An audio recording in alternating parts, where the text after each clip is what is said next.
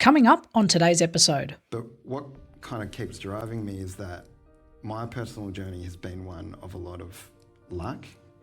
I'm half Filipino. There's a lot of poverty going on in the Philippines. Yeah, I'm very lucky to get to where I am and then start a business and buy a house at a younger age. I would feel like a lot of how my audience feels like. YouTube is quite often males, and there's a number of younger males on there, and they are angry. I've got a lot of sympathy to people under 40 now trying to deal with finance. It is my responsibility and obligation to try and help people younger than me and not just sell them a 30-year home loan. Dodgy advice and bad decisions can cost you big in real estate. We're here to make sure that doesn't happen. Welcome to the No BS Real Estate Podcast. I'm your host, Joe Agresta, and it's time to take control of your property journey together. Welcome back, everyone, to the No BS Real Estate Podcast, your listening how-to guide to the Australian property and finance market. I'm your host, Joe Agresta, and on today's show, we're thrilled to have with us Will Bell. Will's not your typical mortgage broker. He's built a dedicated following by educating Australians about how politics, economics and global trends directly affect their finances. So from insightful YouTube videos to an active Facebook community, Will is here to help you navigate the complexity of buying property with clarity and confidence. Will, thank you so much for being here. Thanks for having me, Joe. Of course, I personally love your YouTube. I've been following you for a couple of years, so this is like a really exciting moment for me when Karina reached out and you said yes. I was like, oh, sweet. This is like meeting the guy that I always watch on YouTube. So thank you so much for being here again. I want to start at the beginning. So what drew you into the world of finance, mortgage brokering, and this industry in general? Like, how'd you get started? Really, it comes from where a lot of people in money come from, and that's I grew up with a bit of scarcity in terms of the old money situation. Kind of got out of uni, worked a job in mobile phones, decided there was no career there, and I went to the money, and that common sense of a young guy in his young 20s, I'll go work in the bank. Yep. That's where I went to. Worked at the bank throughout the GFC and that would have been interesting. Those. Yeah, it was a bit of an eye-opener for me growing up, saw that side of things, saw that aspect of the sales-driven, corporate, sort of profit-driven everything, sales. Decided I didn't really like that.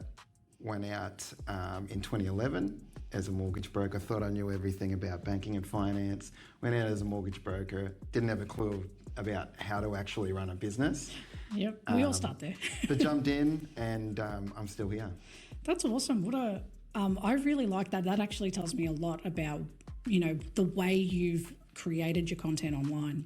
You talk about like those political factors, or like I think it's the corporate side of things that you mentioned. How that profit, and we'll get into that in today's interview because I think it's quite interesting. But I love that you've come from humble beginnings and you've built, your own brand to make something of yourself, and do that passionate thing to jump into business head first. When we often don't know what we're doing at the start. But I'm sitting in your office now. You're quite accomplished. You've got a team around you. It's awesome. And your passion clearly goes beyond just finance. You genuinely care about helping the everyday Australian. What motivates you most about your work? I guess it's just how I look at the world today. A lot of people would say it's very negative, down here in Victoria especially.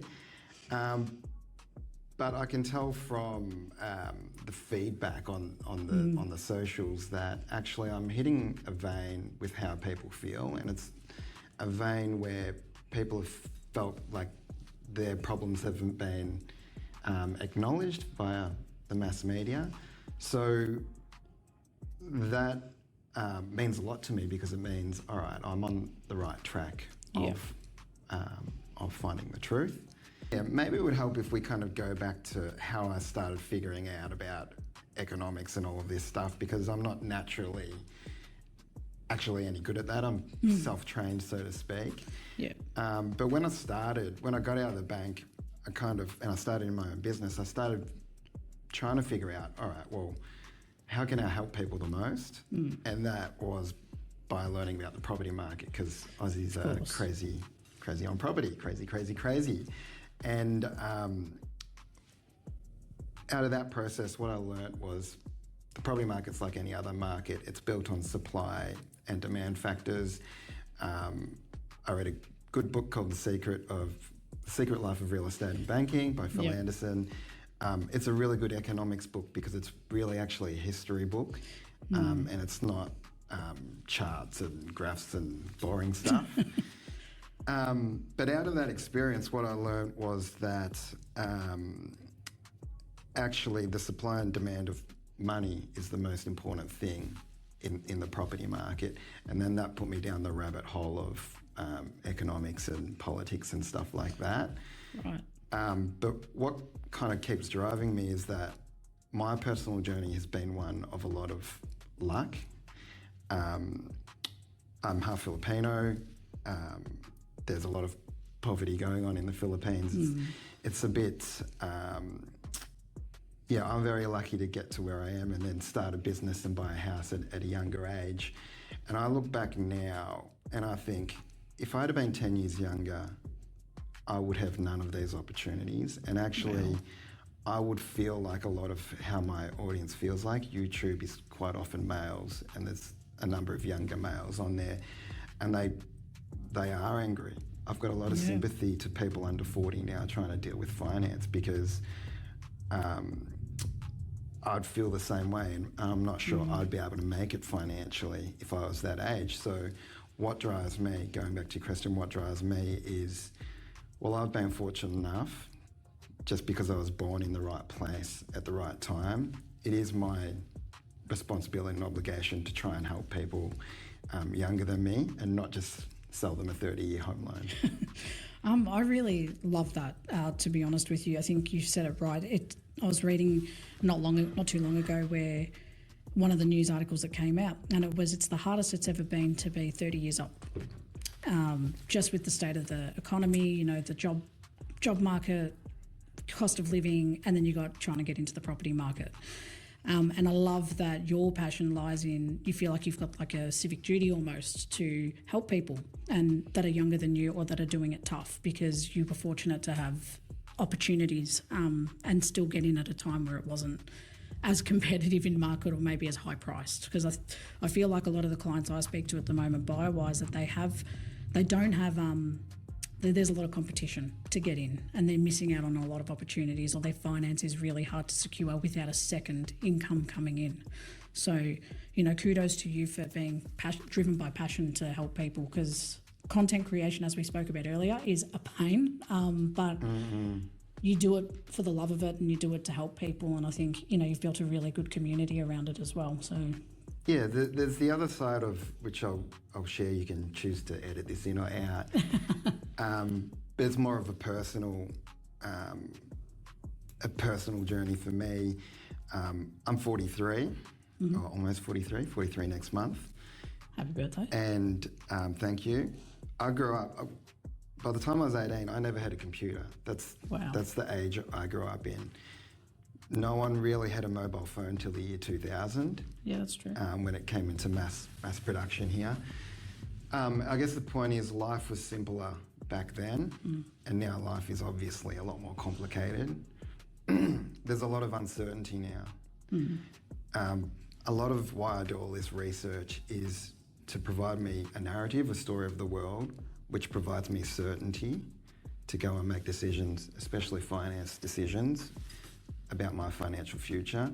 Yeah. And the most empowering thing that I have in my life about that story is that no one tells me whether I'm right or wrong. The results tell me the results tell me whether I'm right or wrong. So it's a feedback loop. Okay, what worked out of this? Let's say it's an investment. What worked out of this? And then I can evaluate what worked and what didn't work. But it's not the government's fault. It's not the interest rate's fault. It's all on me, and it requires me to go back where I've made mistakes and go back and say, okay, what was wrong about that story? What was wrong about the narrative of the world that I told myself, which allowed me to make this decision? And how can I make those decisions better in the future? I think that leads me perfectly into, because you've touched on your approach and your passion. And like, why do you believe it's so important for, Aussies to understand that, the economic and the political picture, like when they're in this journey? Unfortunately now, because we've got a wealth gap that's growing. So if you look at the trend, wealth gaps can grow to a point where you're so poor you have no chance to get out of that. Even if you work your ass off, there's no chance of getting out of that. At this point in time, people can still make it financially, even from humble beginnings. Yes, it's harder than what it was 20 years ago, but they can still make it now. And I think it's really important for people to be able to construct a narrative of what's happening now to be able to plan for the future, because I've said this a lot of times on my channel, the only thing that's certain is uncertainty. Yep. So we need to construct stories of the world, which is very hard because we don't know what's going to happen tomorrow, but we need to construct a rock solid story which allow us to move forward and actually make decisions, because we've grown up in a world where we had 27 or 28 years without a recession. We had a lot of prosperity and a lot of wealth, and people have gotten complacent, and now they fail to tell themselves a proper story about the world so that they can make decisions going forward, and that is going to hurt people. And already it's hurting people. We're hearing it. No, that's I think you hit the money on the head. The nail on the head. I should say money on the head. Shouldn't do that. I think honestly, having that perspective, a lot of people we listen and we absorb, mainstream media a lot of the time, which is a lot of it's scary. You hear about, the interest rates, no one can buy property, this and that, and a lot of it puts a lot of pressure, whereas I find your channel quite refreshing because it's educational. So I think the way you focus and what you've been talking about just gives the other side of it, of just understanding and unpacking where are we at and where are we going. So what would be your advice to someone who's buying a home? Like, let's say there's a buyer today, they're tuning into this podcast and they're thinking, well, what does that mean for me? This is all great stuff. How should I move forward into buying a home? I would say, all right, if you're out there and you're looking to buy a home, good on you. There's a lot of people, generally younger, that are looking to get into their first property. And due to all the uncertainty of the times, people either like to wait or they feel like they've got no choice in waiting. Mm-hmm. The reality is that you need a place to live, and paying some landlord's mortgage is probably not the right decision going forward. A lot of people deep inside, they actually know that. The challenge is that people are getting into debt a lot later on these days. 37 years old is about the average for the first home buyer. So if you do the math on a 30-year loan, you're 67 by the time you pay it off. Oh, jeez. I've been peddling around the word debt slave because I think if you're working till retirement for a mortgage, then that's an apt phrase. But it doesn't have to be like that. That's a 30-year mortgage. The banks want you in debt for as long as possible because that's how they make their money. But it's easily possible to pay your home loan off. Let me give you an example. I played around with ChatGPT the other day. Love it. So I plugged in some numbers. The numbers were a $500,000 home loan, 30-year loan, you pay an extra $300 a month. Mm-hmm. Now, I know people can afford an extra $300 a month if they've just taken out a home loan, because it's only an extra 10%. And all I did then was look at the average wage inflation for the last 3 years, which is 3% per year. Mm-hmm. And I said that total loan repayment plus the $300, if every 12 months you increase that by 3% for inflation, for our average wage growth over the last 20 years, if you do that, you'll pay your home loan off in 17 years. Wow. So it's just that extra 300 like that, and following the inflation trend. Yep. So I think the loan repayment would be about $3,000 a year. Yep. $3,000 a month, sorry, not $3,000 a year. $3,000 a year. Where are you buying? and an extra 300 on, so 3,300, and then all you're doing then is pushing 3% per year increase on that Wow. repayment. That's anyone listening, or for our listeners at the moment, that's a really good tip. I think that's something that people can also probably approach you about as well, understanding. And is that part of what you do as well? Like in these customer conversations, I imagine being a broker, you talk to a lot of home buyers or home owners who are trying to manage their mortgage as well. Yeah, 100%. The biggest mistake you can make when you first get into debt is not getting into a position where you got a healthy amount of cash as soon as possible. Yeah. Paying extra repayments on day one helps you get into that position. That would be the most important thing I see people, because the flip side to that, there's some crazy stat out there, which it's something like 50% of first home buyers get a car within their first 6 months of owning their home.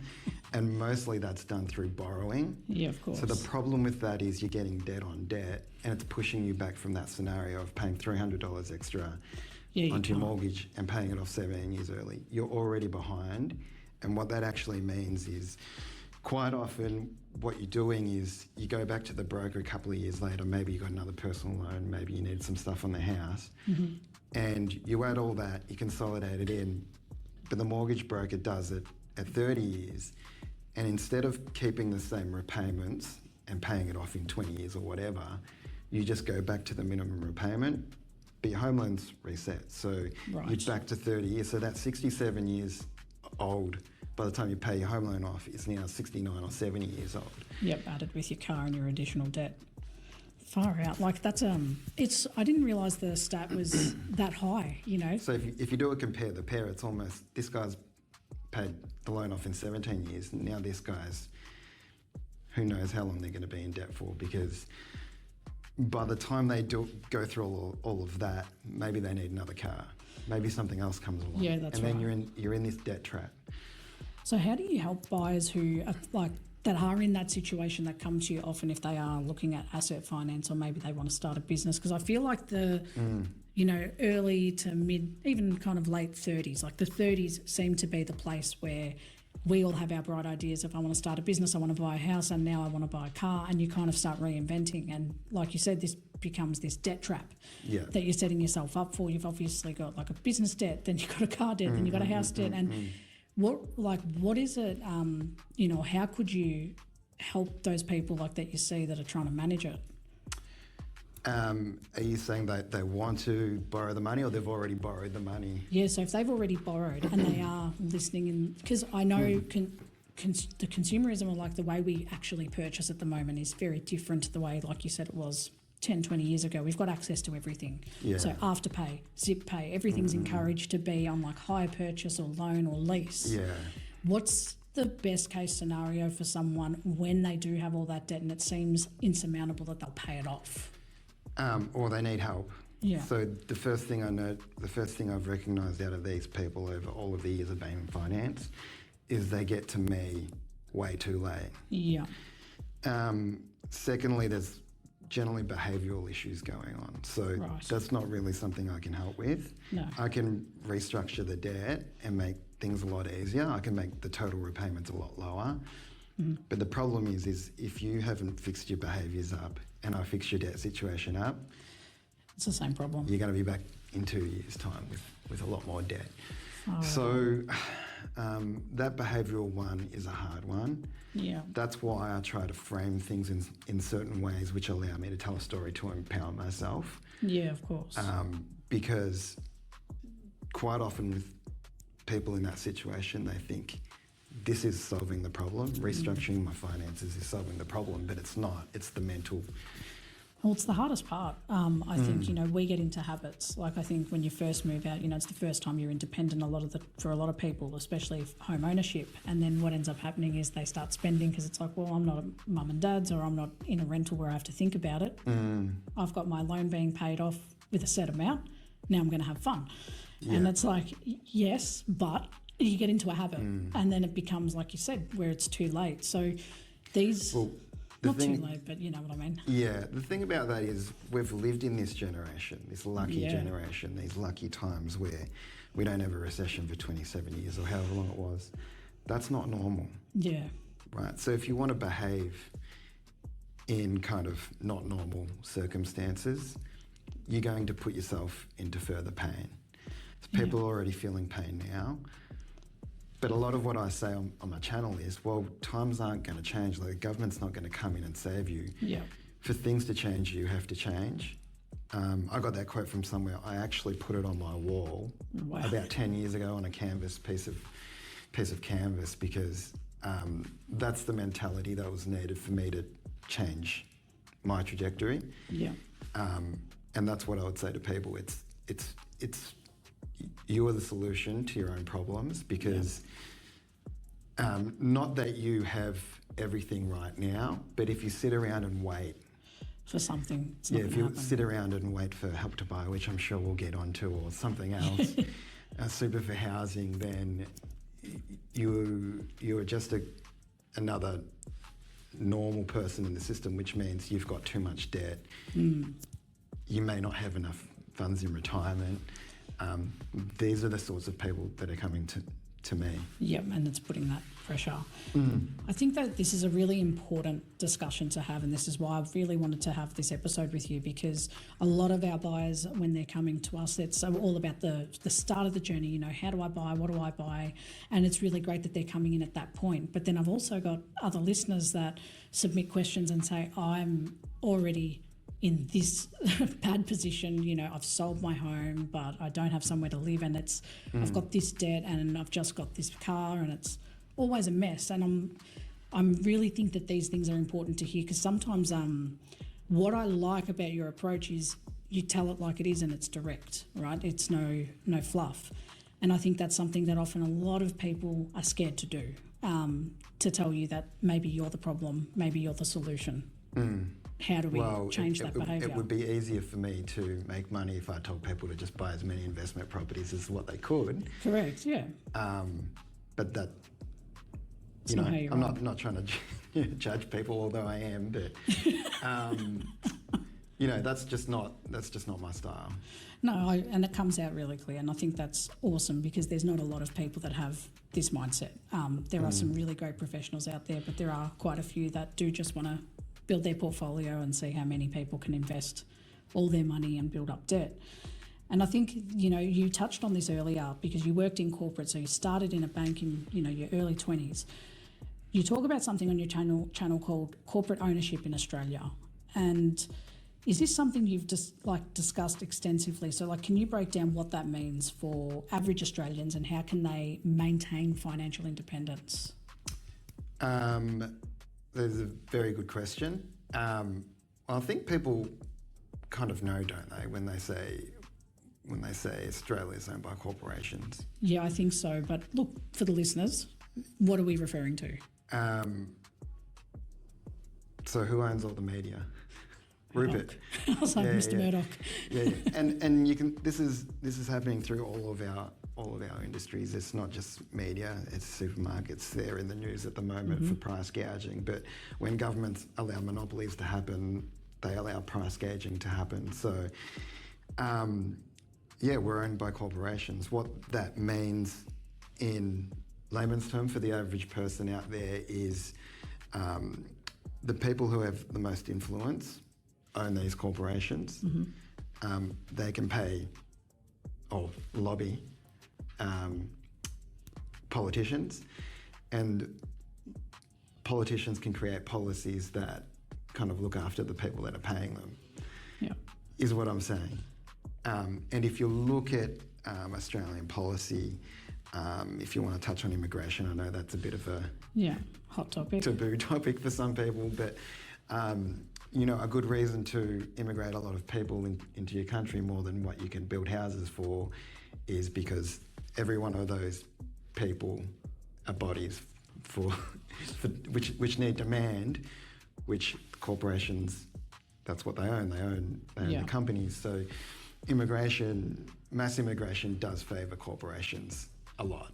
Yeah, right. It's interesting. I like your answer to that.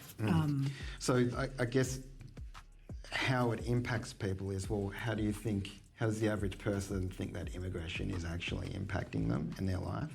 Obviously, there's housing problems. Yep. There's a lot of second order problems around that, but I touch on that not to show people how negative it is, because in my mind it's negative, but I dig a bit deeper. I say this trend isn't going to change. It's not to push people's buttons. It's about saying, hey, this is the situation. How do you navigate it? Yeah, what are you going to do about it now? Because if you're like a lot of people who just sit in front of their media, in the old days people used to sit in front of the TV and yell at the TV. Yep. Now they just sit in front of media and consume negative news. That's not going to help you. What are you going to do about this situation?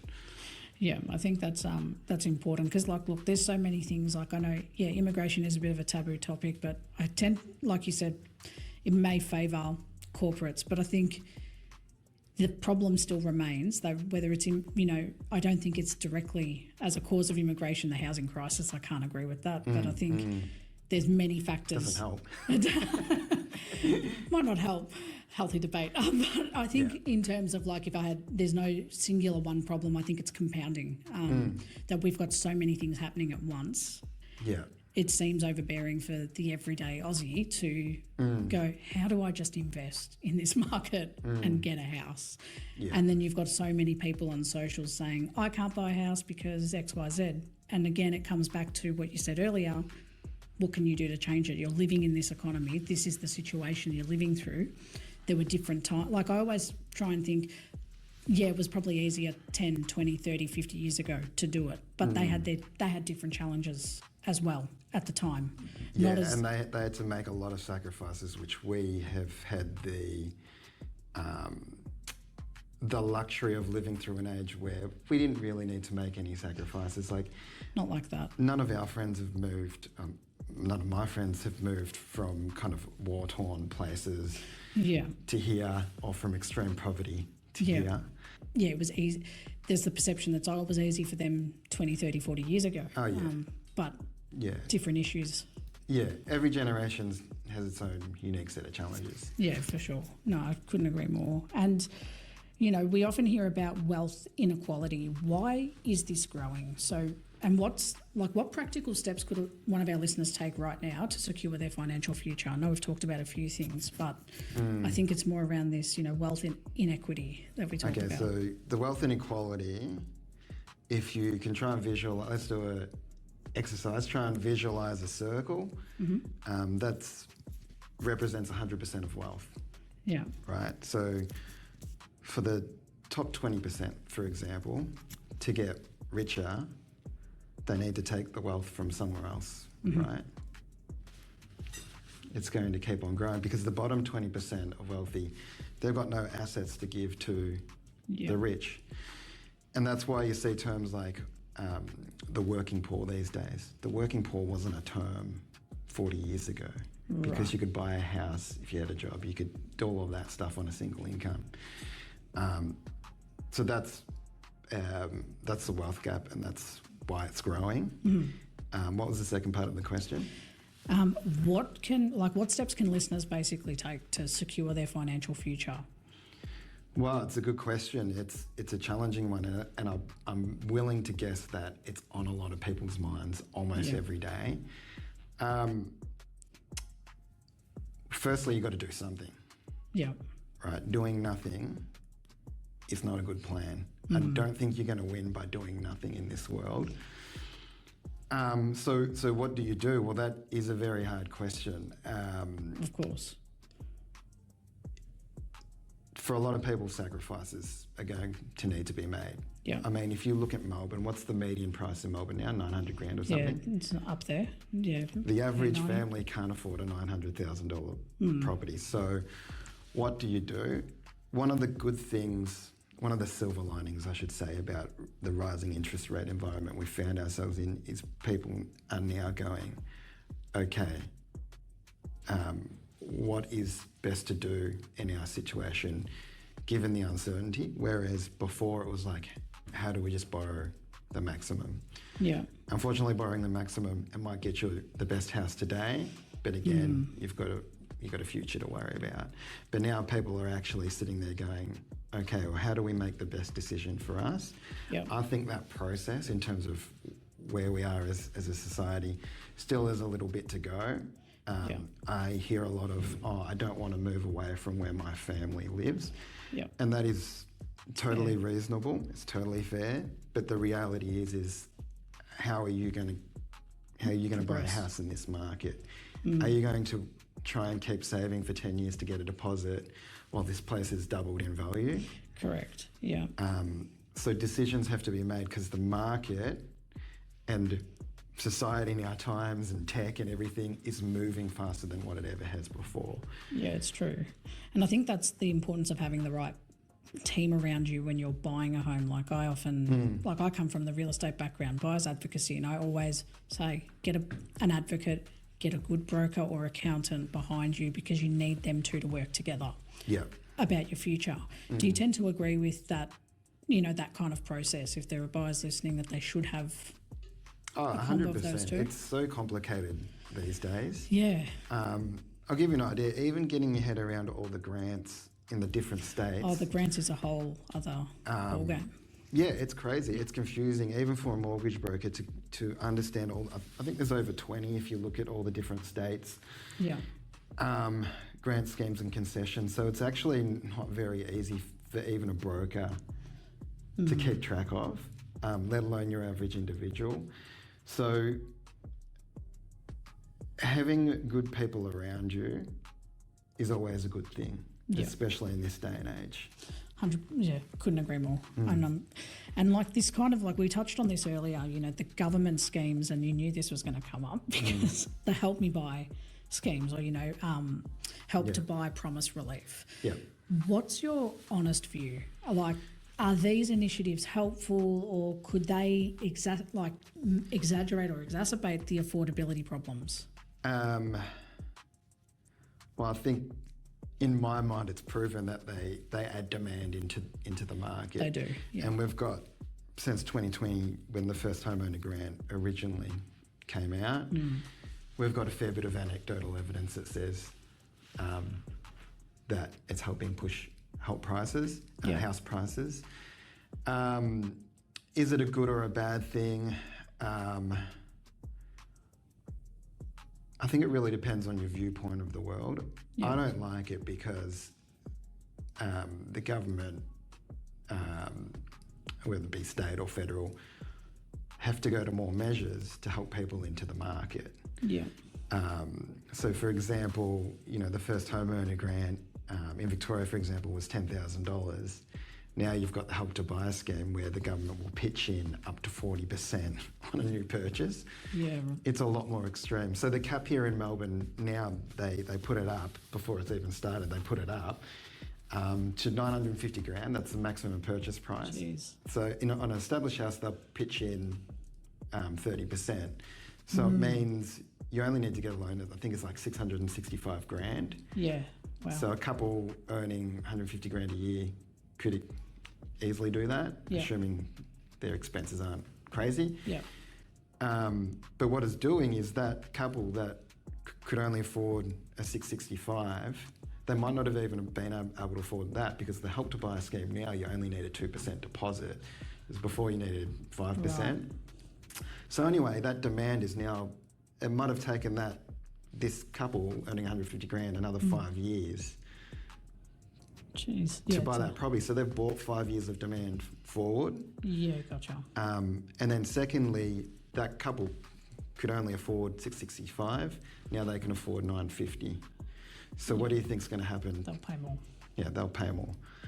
So it's going to push more demand onto the housing market. Yeah. How much, given all of this, tariffs, and there might be some rate drops. How much we don't know yet. This is, and this is where I really feel, and I'm really sympathetic for first home buyers. Personally, for me, I'm not really a risk-taking person. I need to build a big story up to justify myself. But the truth is, I've been in finance for 19 years, and it's always those guys that try and get in that actually get rewarded. Yeah. I'm not saying that will happen in the future. I'm not telling people to go and take risks, but from observation, that's kind of the trajectory you've seen. Yeah. No, it's good. It's an interesting viewpoint, in my opinion, because the Help to Buy does bring a lot of relief to a lot of people who maybe could never have afforded to buy a home, they all of a sudden, not only they can do it, but they're getting a lot more help and they're buying something value-wise that's they didn't imagine they could do. I should note about that, if you any of your audience is interested in it, it's not actually been introduced yet. Yeah. So it's not in. It's passed through Parliament, but it's not in. Secondly, there's 10,000 spots nationally, which are available per year, which is not very much at all. No, that's not a lot.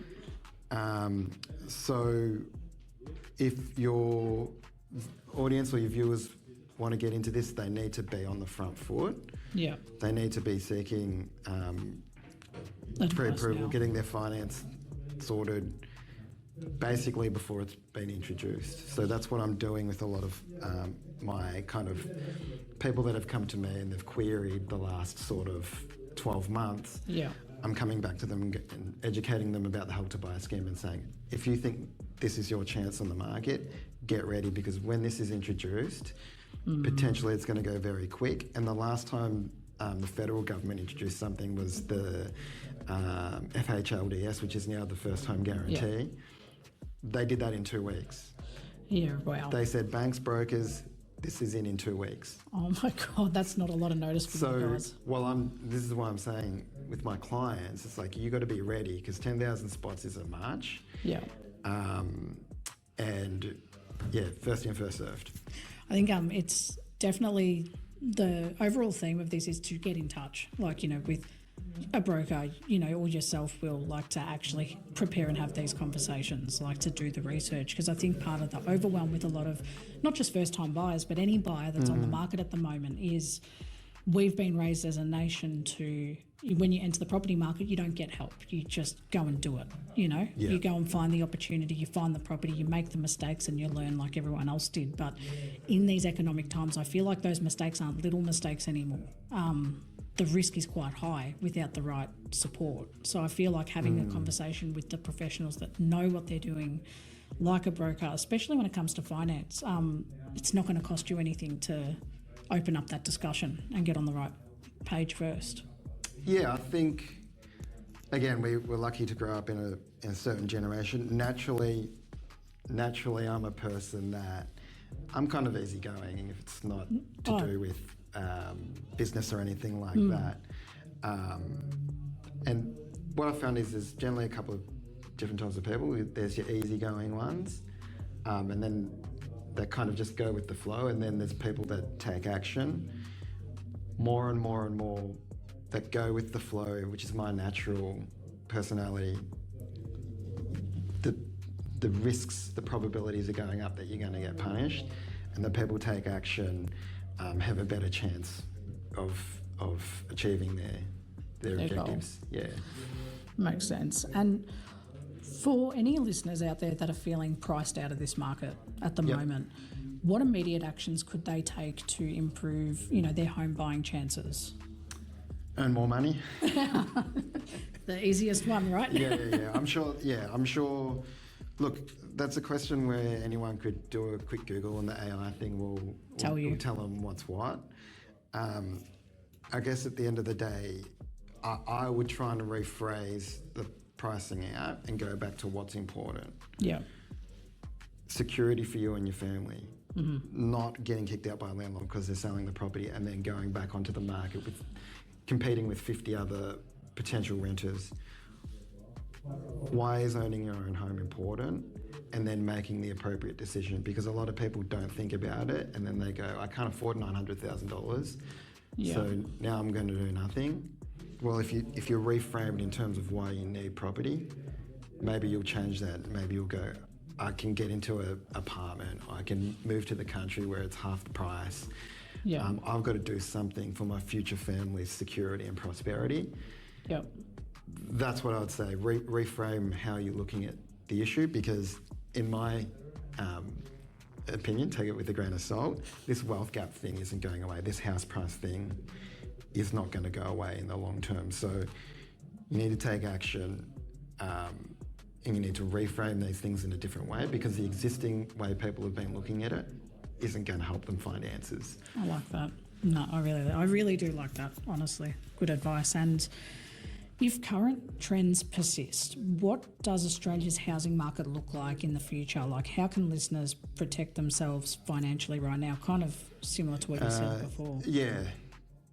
Two things. So I think we're headed to a renter class. Yeah. Or an owner class. Right. Unfortunately, that's the way the trends are going. Yeah, it's a shame to see it like that. The main protection people can have, in my opinion, is don't over leverage, don't get too much debt. That is really hard for people under 40 because they're taking on a lot of debt. Yeah.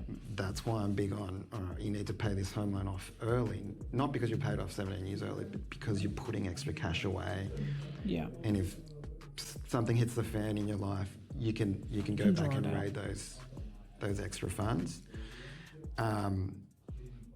But I feel like, put it this way, there's a reason our grandparents were pretty much allergic to debt. Yeah. Right? It's not because they just made it up in their head. Mm-hmm. Real life circumstances led them to really hate debt with a passion. And my fear is ultimately this wealth gap, the worst case scenario of where it will end up is that renter versus owner, and the guys that are trying to get on the ladder and are trying to use debt and they're over leveraging, they're going to get burned. Yeah, I see that. 100%. No, well, this has been so insightful. Thank you so much for your time today. My last question is, are there any final, words of wisdom to those who, are listening now? They might be feeling a bit overwhelmed or they're feeling a bit unsure by the market right now. Is there anything that, that we haven't touched on? No, I would just say one from a personal perspective, which is based on my journey, is that level of overwhelm shouldn't be a reason to avoid it, which is what most people naturally do. It's like, this is uncomfortable, I'm going to somewhere where it's not uncomfortable, but this level of uncomfortable is not going to go away for your life, potentially. And the only way of getting yourself out of it is actually you. The government's not going to do it. You have to expose yourself to that level of uncomfortability, and you've got to learn. But that's the same way anyone else has ever done it. That's gone from the bottom to somewhere where they can get proud of. They've done it on their own, and that's what people are going to have to actually figure out, because they've come from this environment of 27 years without a recession. They've come from easy times, and now times are hard. So makes sense. You got to get going. No, I love that. Like I said, Will, this has been awesome. Thank you so much for your time, sharing your wisdom and your, your viewpoint. I think it's quite refreshing and it's different. So for those listening out there who want to get in touch with you, how can they reach you? What's the best way to go through? Oh, mate, you can find me on Google. You can just Google Will Bell Mortgage Broker and I'm everywhere there. One thing I've noticed since post-COVID, because of the uncertainty, everyone comes to me. The number one question is, I don't know what to do now. So what I'd say to that is, I like having those conversations because now it requires a bit of thought into what everyone does now. And it's not just people under 40 asking that question, it's everyone at every generation. So if you're one of those people, you can find me and have a chat. Please do reach out to Will. Like I said, if you've enjoyed this episode, you can go to the show notes below, get in touch, and of course, subscribe and follow our channel for more conversations like this. Will, again, thank you so much for being here and sharing your time and your stories. I love the humble beginnings. I've always appreciated a good story like that. So to our listeners, remember, taking informed next steps and actions. Will's given some great tips here. And we will see you next time on the No BS Real Estate Podcast. Thanks again. Thanks, guys. That's a wrap for this episode of the No BS Real Estate Podcast, powered by Abodi AI. If you found this conversation helpful, don't forget to subscribe, leave a review, and share this episode with someone who might need it. If you're looking for more guidance on your home buying journey, you can visit www.abodi.com.au for expert advice, property insights, and the tools you need to find the right home with confidence. If you're already on your journey, you can also download our app, Just search Abodi AI on the App Store or Google Play. Have any questions or want to connect, you can follow us on Instagram at abodi.com.au or send us a message. We'd love to hear from you. Thanks for tuning in, and we'll catch you in the next episode.